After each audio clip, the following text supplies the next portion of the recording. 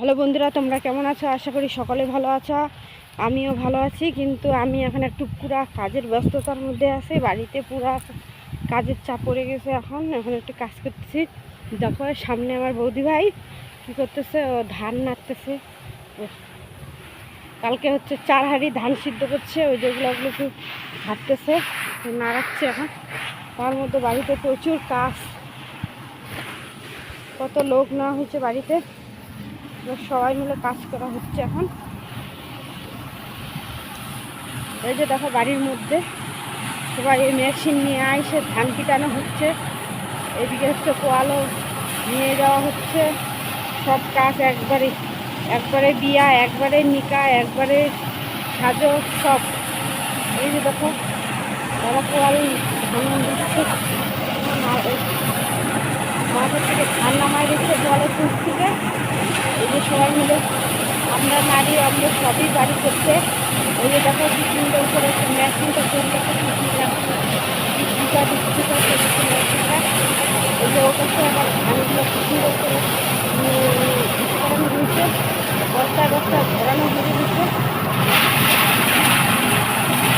দেখো ধান খিচ্চা এগুলো সব সকাল থেকে কাজ করতেছি। আজকে একটু ব্যস্ততার মধ্যে।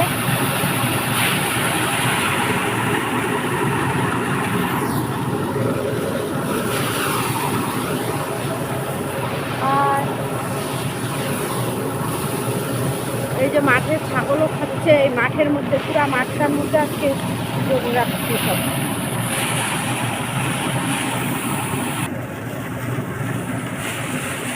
যতই ঠকবার চক্ত কিন্তু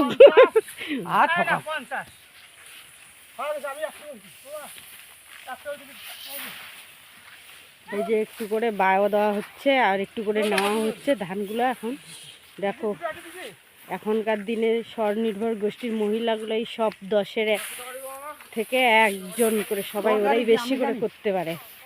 নারীকে বলে কেউ অবহেলা করবেন না। এই দেখো সব করা যায়। এই দেখো কি সুন্দর করে বাও দেওয়া হচ্ছে। এদিকে পোয়ালও নেওয়া হচ্ছে, পোয়ালও কিনেছে, পোয়াল নিয়ে যাওয়া হচ্ছে। এই দেখো মেশিনটা দিয়ে কি সুন্দর করে ধানগুলো পিটানো যাচ্ছে। ধানগুলো কি সুন্দর পরিষ্কার হয়ে বেরোচ্ছে, কি সুন্দর করে বাইরে দেওয়া হচ্ছে।